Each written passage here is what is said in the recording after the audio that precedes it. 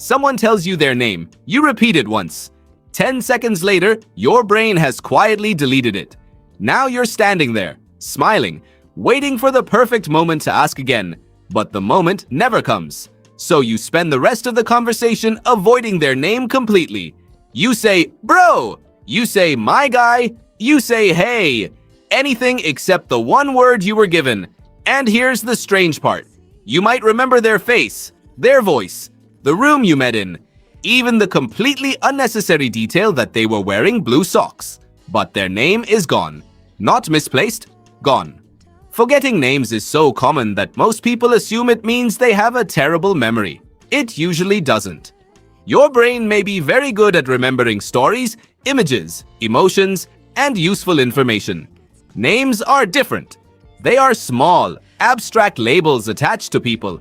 And most of the time, the name itself tells you almost nothing about the person standing in front of you. You meet someone named Daniel. The word Daniel does not automatically tell you what Daniel looks like, what Daniel does, or why Daniel is currently staring at you while you pretend to remember his name. The brain receives a label, but it has no obvious meaning to attach it to. So the label is vulnerable. When someone introduces themselves, you think you're listening to their name. You may not be. Part of your attention is studying their face.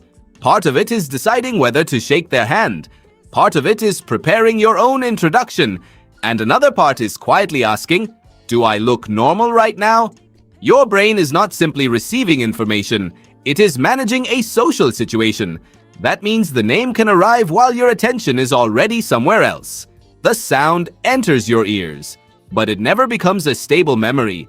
It is like writing something on a piece of paper while someone is shaking your hand. The letters are technically there. They're just not readable anymore. Imagine your memory as a wall covered in hooks. Faces have hooks. Stories have hooks. Emotional moments have hooks.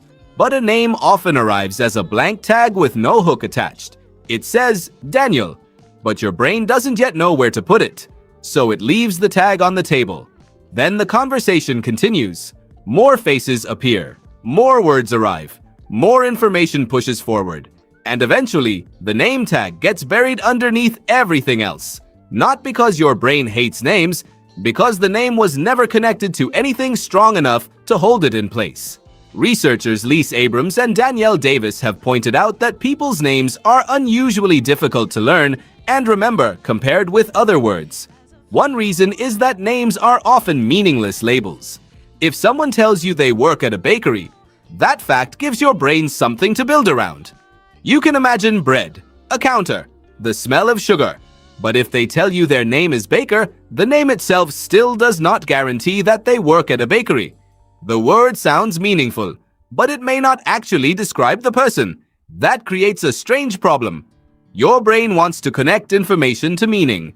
Names often refuse to cooperate. They are labels pretending to be clues. Here's where it gets strange. Nehiya, you can recognize someone perfectly and still fail to retrieve their name. You know you have seen them before. You know their face belongs to a memory. You may even remember what you talked about, but the name remains just outside reach. This is called a tip of the tongue experience. The information is close enough for you to feel it, but not close enough to say it. Your brain has found the person. It just can't find the label attached to them. That's why forgetting a name can feel so frustrating. You're not looking for an entire memory. You're looking for one tiny word hidden somewhere inside a much larger person. A face is visually rich. It has shape, color, movement, expression, and emotion. Your brain can compare it to other faces almost instantly. A name is usually just a sequence of sounds. And if the name is common, it has to compete with every other person you've met who has the same name. Several people can be called Daniel, several can be called David, several can be called Sarah. The brain now has to answer two questions. What is this person's name? And which person with that name is this? That second question creates competition. The face may be familiar, the name may be familiar, but the connection between them is weak. This is why simply repeating someone's name 3 times does not always solve the problem. Nice to meet you, Daniel. Daniel, where are you from? So Daniel, what do you do? It can work, But repetition alone is not the strongest memory. Your brain needs a reason to keep the name. So instead of attaching the name to nothing, connect it to something real. Daniel works with cameras. Sarah has the same laugh as your cousin. David is wearing a bright yellow jacket. Now the name has somewhere to live. You are no longer remembering a sound. You are remembering a person with a name. That difference matters. The next time someone introduces themselves, do 3 things. First, give them your full attention for the name, not your phone, not your next sentence. The name. Second, repeat it naturally once. And third, connect it to one specific detail about them, not 10 details. 1. Because the goal is not to force your brain to memorize a label. The goal is to give the label a hook, and if you forget it anyway, ask again. It is less awkward than spending the next 20 minutes performing an elaborate one-person play called Please Don't Say Your Name Out Loud. Ora already down to 8:15 to 8:55. Ending. So the next time someone's name disappears seconds after you hear it, don't immediately decide that your memory is broken. Your brain may have remembered the entire encounter, the expression on their face, the sound of their voice, the feeling of standing there, trying to seem interested and socially functional.